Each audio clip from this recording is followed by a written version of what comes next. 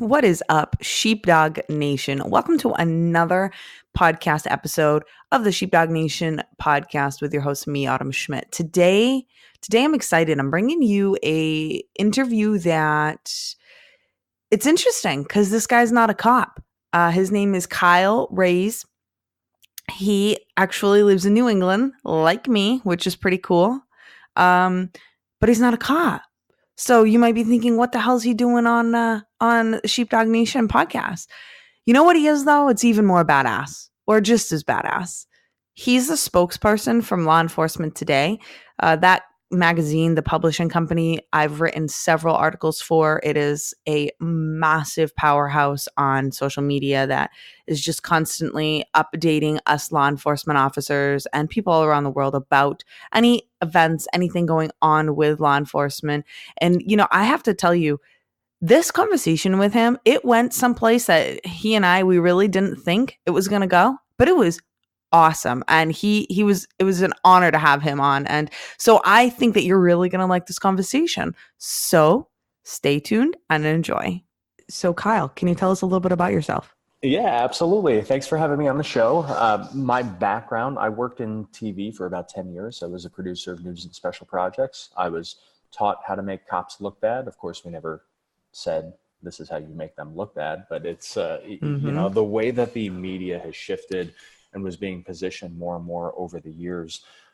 7-second out of context dash cam video and body cam footage that made cops look bad because it didn't share the full story, and departments weren't sharing that story because they were still dealing with IA.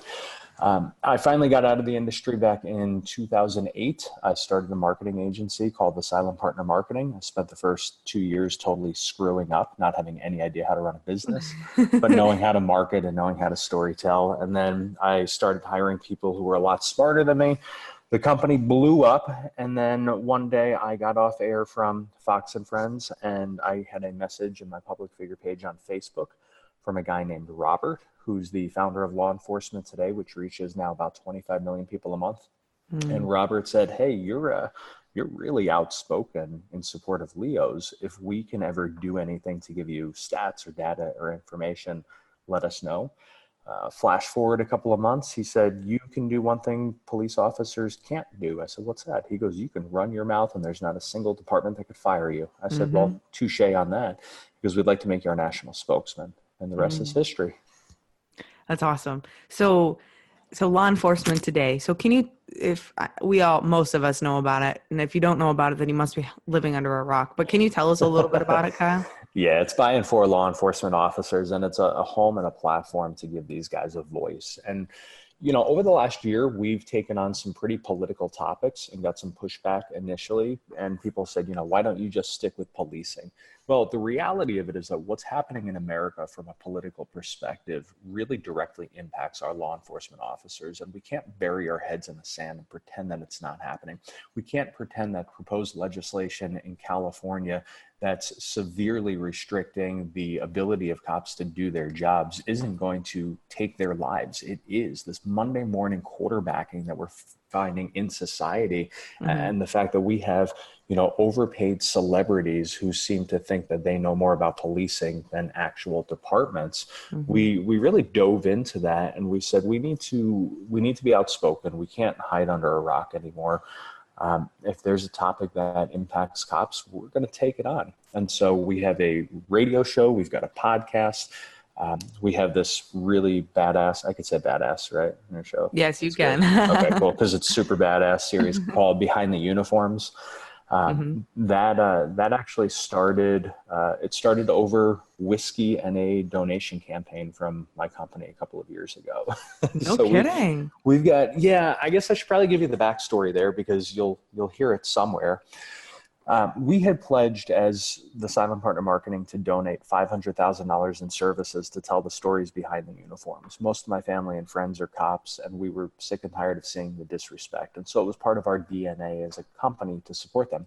So the very first video that we did with the Manchester, Connecticut Police and Fire Departments blew up, 3 million views in a couple of days. Wow. Got the chiefs on Fox and Friends, and Ainsley Earnhardt was interviewing them and said, who made this video? And they talked about us and our campaign. And you would think that that would be amazing exposure. But Mhm. Antifa found out about it and very quickly buried us with fake 1-star reviews saying that Mm. unless we killed our campaign, they were going to put us out of business for supporting pigs and killers and Nazis. No shit. Yeah, real good people.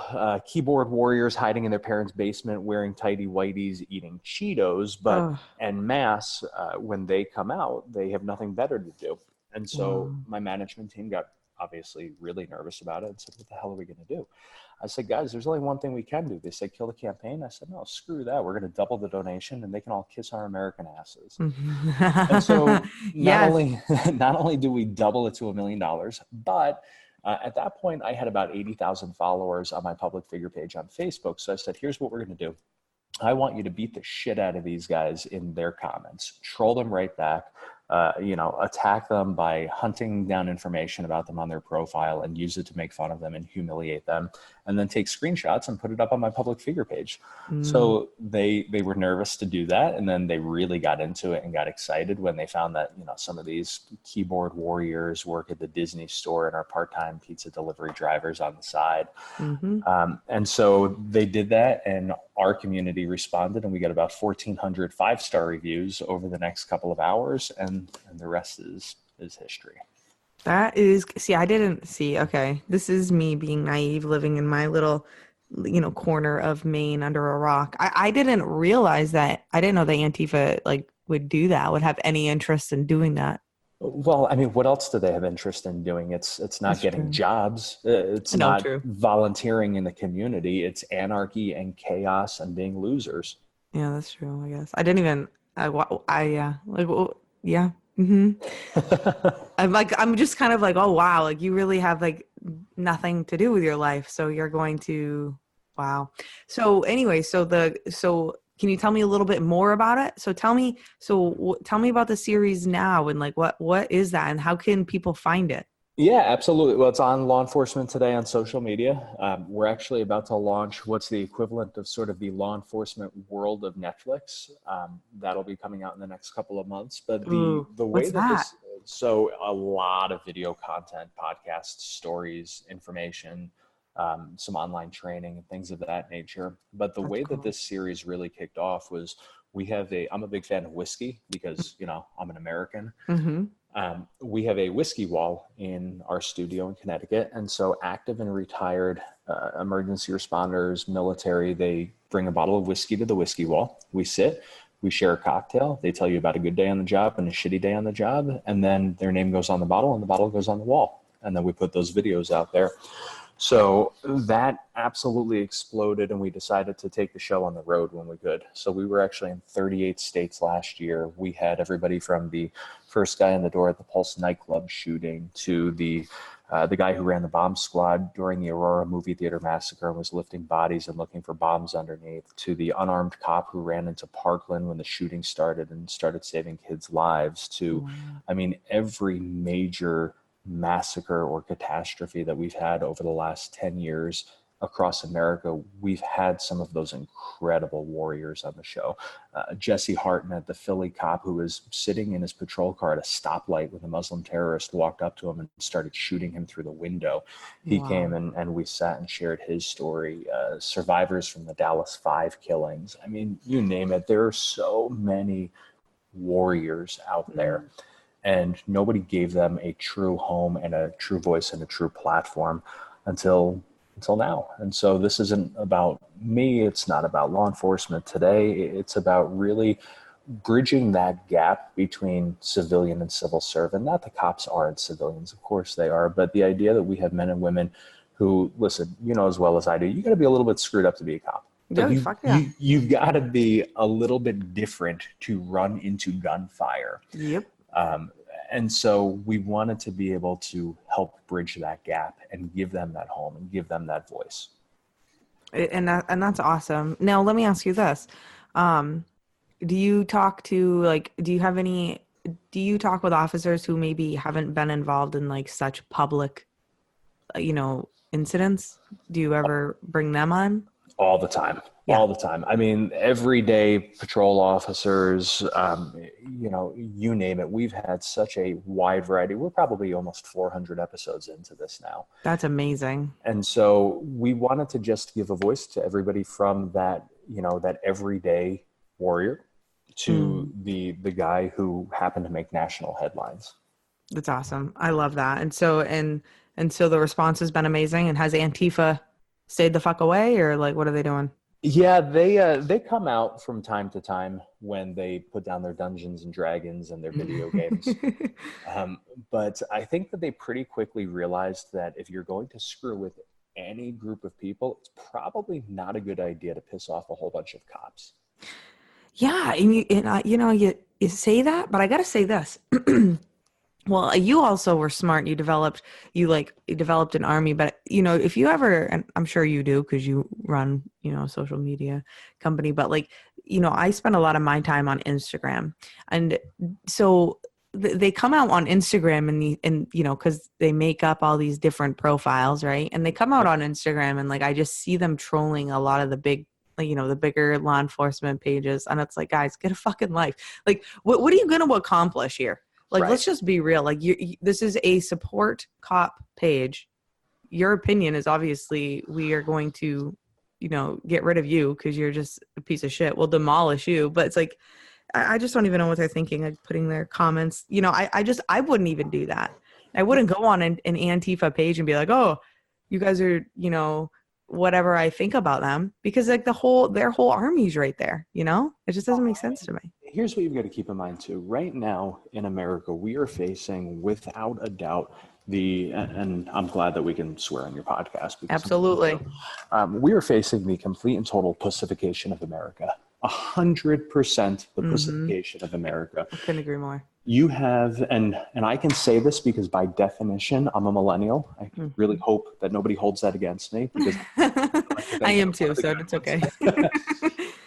But we have a generation of whiny and entitled people, a generation of a tremendous amount of incredible people. But we also have a tremendous amount of people who have this "it's all about me" mentality.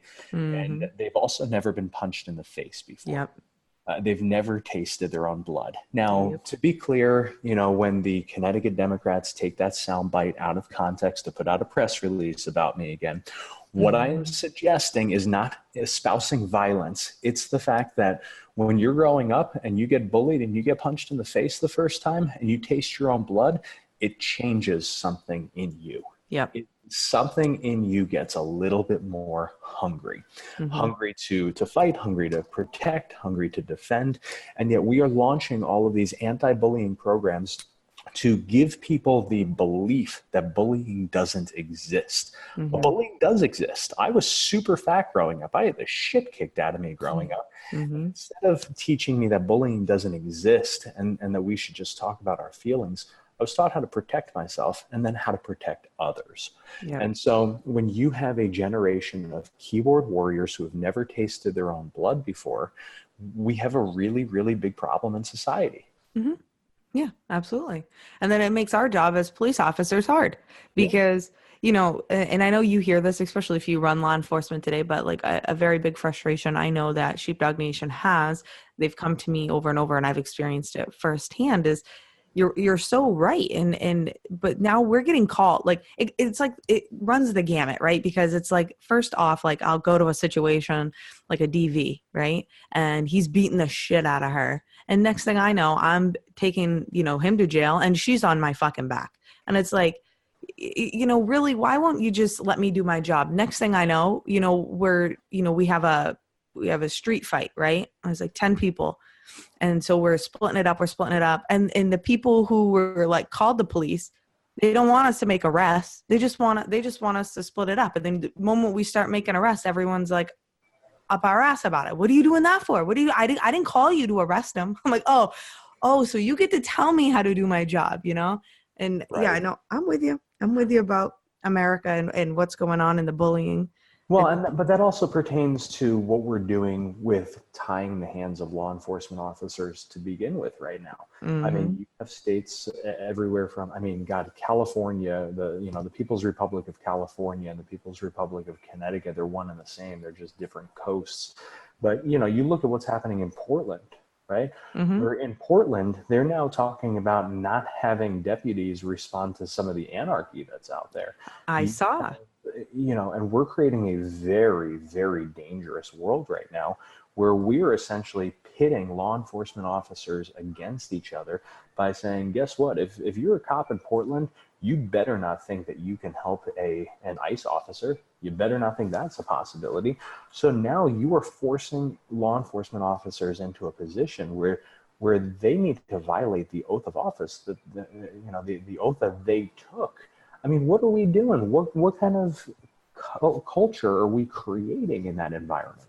Right. It's awful. It's not the brotherhood that I grew up on. I can tell you that. So, what do you think? Like, I mean, from, being behind the scenes at law enforcement today and seeing and seeing what's going on across the country, like, well, what do you think? What do you think is going to So, happen? well, first we were inundated with people who were reaching out who had incredible stories to tell, but couldn't because as a cop, you don't actually have a First Amendment right like everybody else does. Mm-hmm. You have social media policies, you have things that you kind of can't say. And so we had these incredible stories that people were reaching out to us with, but they said, I would love to share this, but we can't put my name on it. So finally, we decided to give Sergeant America a voice, Sergeant A. America. And the whole idea is that he is your voice. He's the voice of cops that have stories to tell, or the loved ones of police officers and can't tell those stories because they can't have their name associated with it. So we vet them out, we make sure that they're legit, and then we run with them to give them that voice. Mm. What's really scary to me is that the divisiveness that we face in society these days from a political standpoint is trickling down to our cops and is removing the protections that they have. The loud voice that everybody and their mother has on social media is giving a platform and a soapbox to the anti-Leo crowd. And what's happening is that people who are on our side are bending over and taking it and aren't willing to stand up and fight back. Yes. We're not fighting the same fight. It's like going into Iraq and thinking, okay, we can go into Iraq and we could tell them to put down their guns, or we could all stand on the front lines like we did in the Revolutionary War and shoot the shit out of each other, and that's it. Like, no, that's not how they're playing. Right. They're taking advantage of guerrilla warfare to slaughter us, and we're still standing there on the front lines thinking, oh, I'm going to play nice. I'm going to play like everybody else. Mm-hmm. And again, it goes back to the pacification of America. So now as we see, and not to go down the political spectrum, but I think we sort of have to here because of the impact that it has on law enforcement, when you are passing laws that are arguably unconstitutional, some of the red flag confiscation laws and things of that nature, and now you have a divisiveness impacting the Leo world where you have countless sheriffs that are standing up and saying that's horse shit, and we're not going to enforce that because not only is that not legal just because you decided right now that's legal, but that's going to put our cops at risk. And that's a violation of our oath. When you force these guys into a situation where they need to either violate their own oath or be fired, you are sitting on a powder keg. I know. I know. And It's 10 a.m. and now you got me all fired up. I know. I'm sorry. I'm sorry. I mean, honestly, it's the same things. We talk about this shit all the time. Like our commanders. The chiefs and the colonels and the sheriffs across America. I mean, there's some of them definitely we could go there, and they definitely have backbones, and it fires me up when I see that. But I'm just going to be honest. Like I have seen so many not. Like I've worked for my own who literally, oh, whoa, whatever the city government wants, that's what we're going to do. Like, wait a minute. No, because you're the chief here.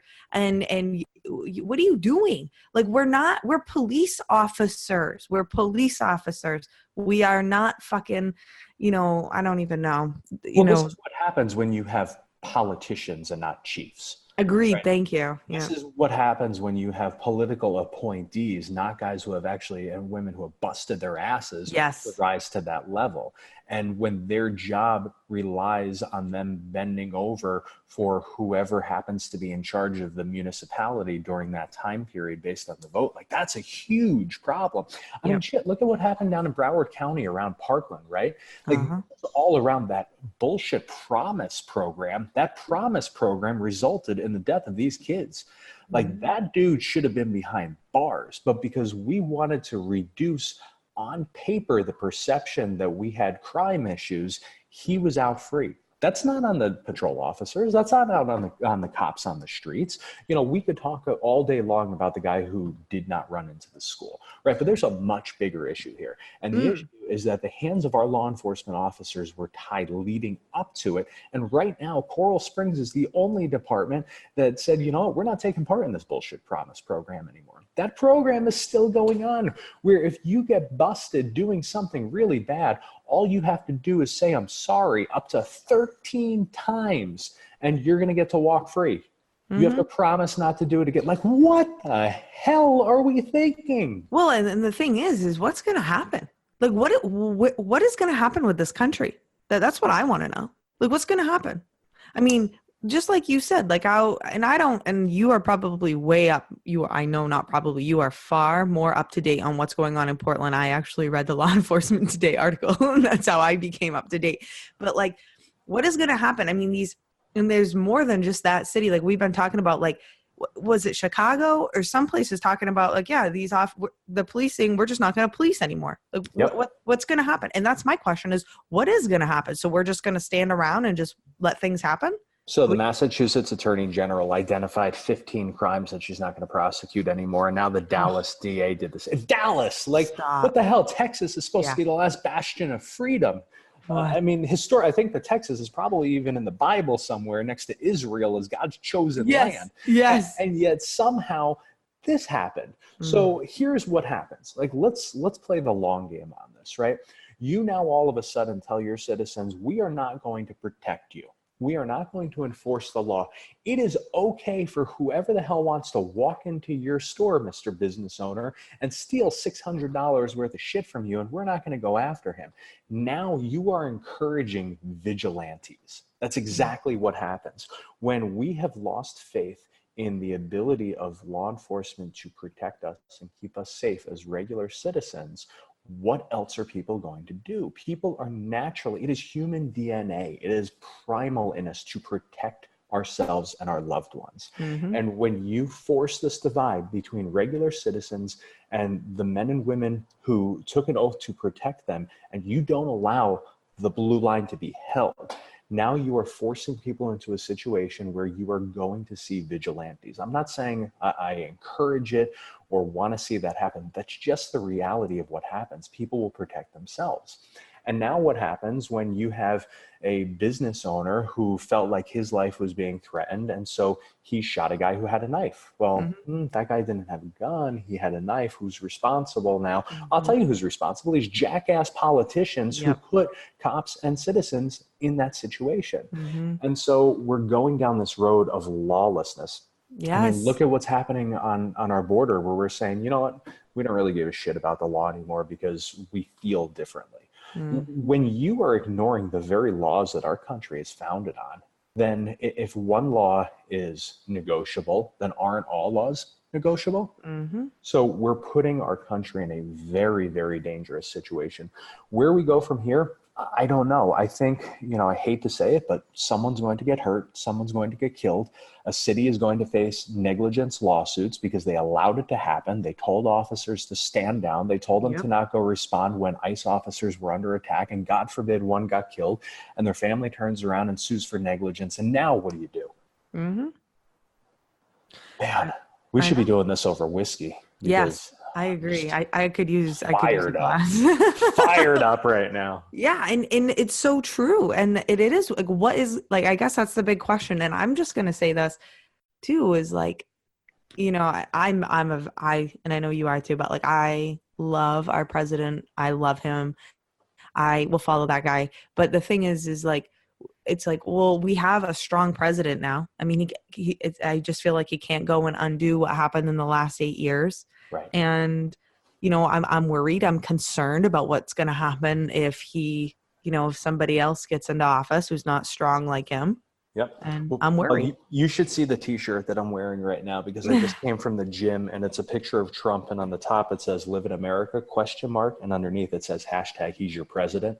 Yes. So, when I wear, I have another tank top that I wore to the gym yesterday that says God, Guns, and Trump on it.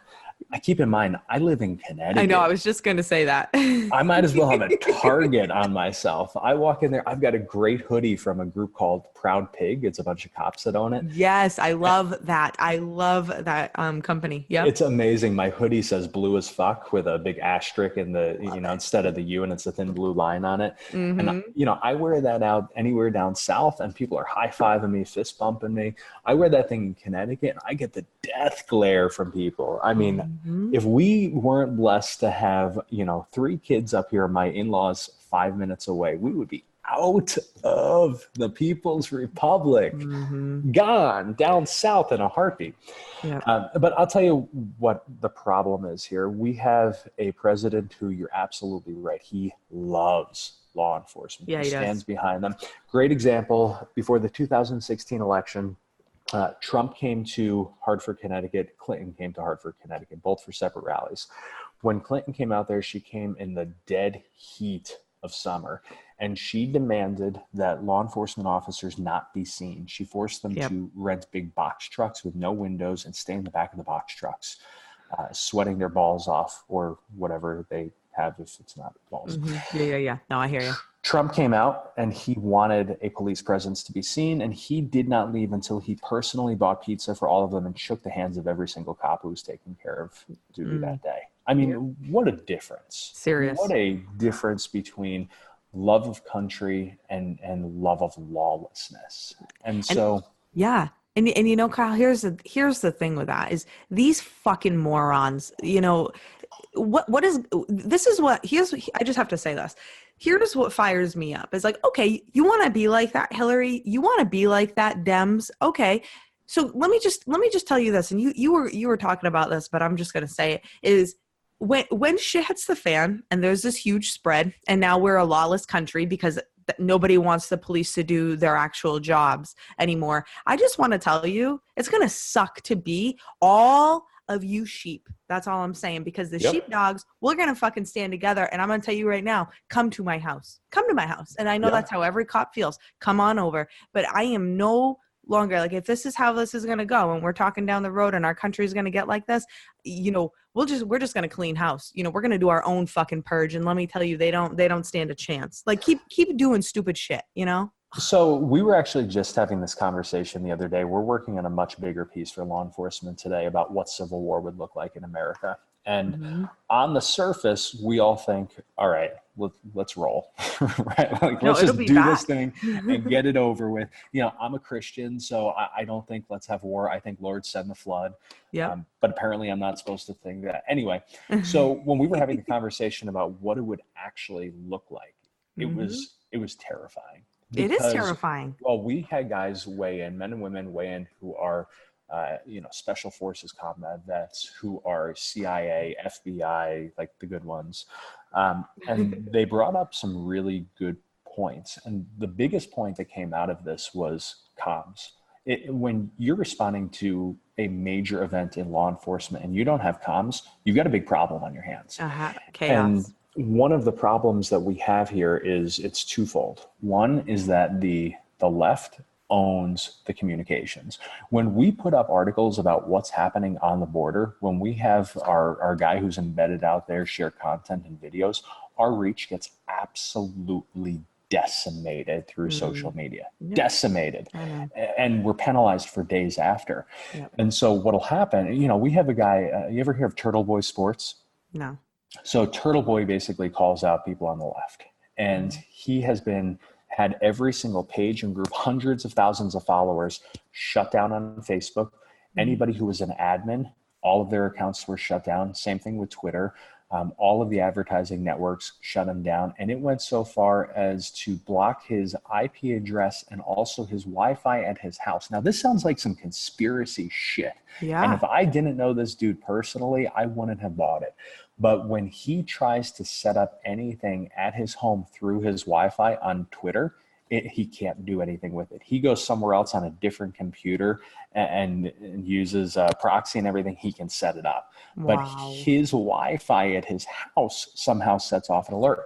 And so in a critical situation where we're talking about something like civil war, when communications are strategically shut down, you've got a whole different scenario. Sri Lanka, right? After those terror attacks on Easter, they shut down all social media.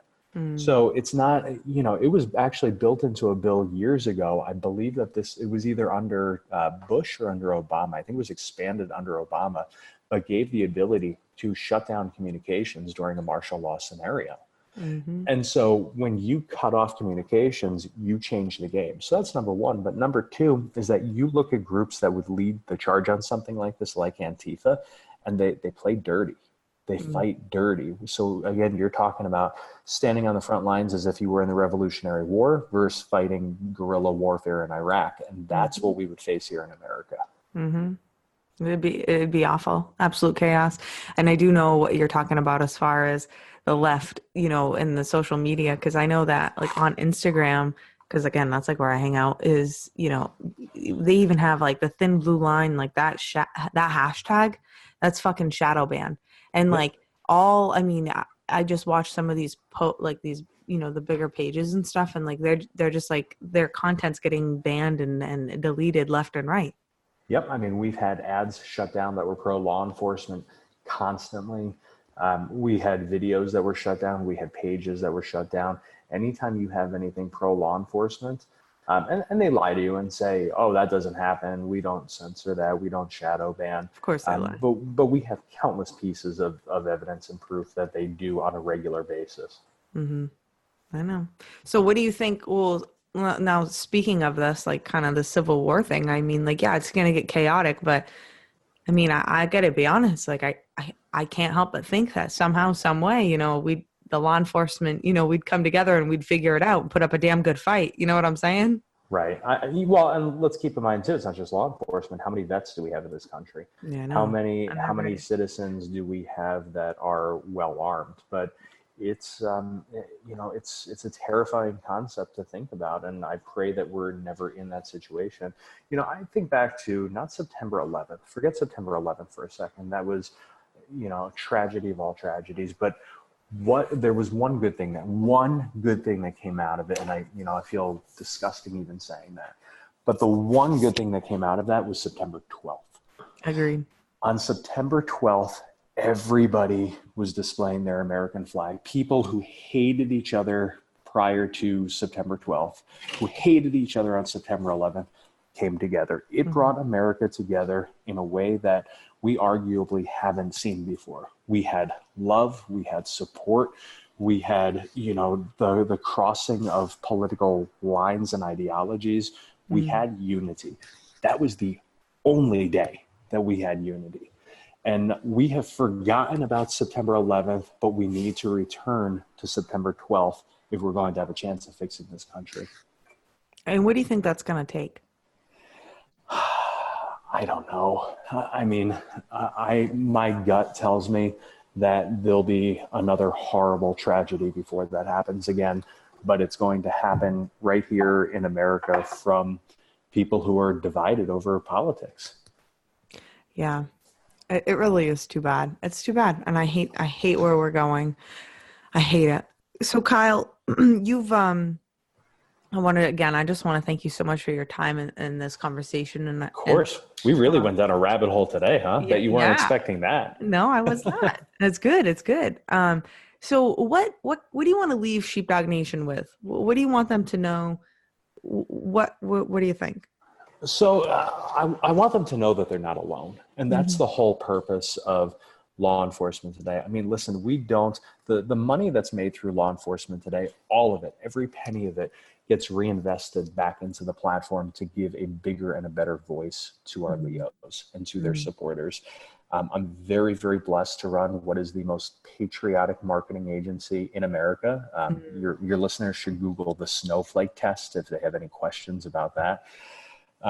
So we're very blessed to have that, which allows us to continue to reinvest into these voices.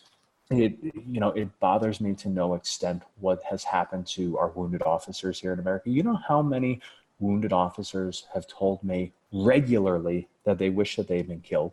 Yep, I do. Because, here's what happens.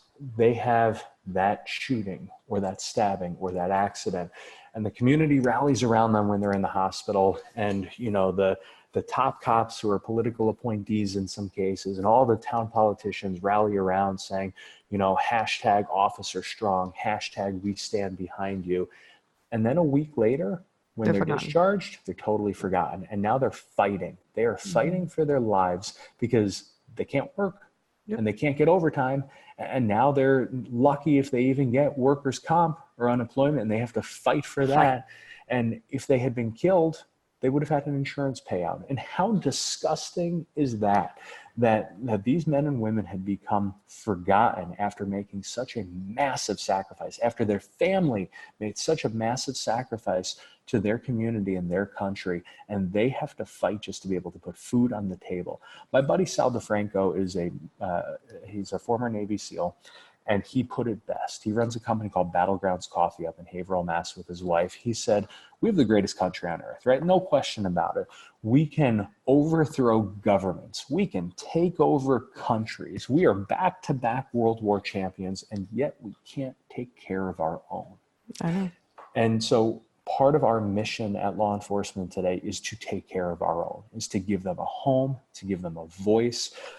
And frankly, we want to also bring them together with some of the companies that are looking to support them and give them promos and discounts and resources and everything like that. So we're launching this brand new platform. It's going to be under the We the People Alliance.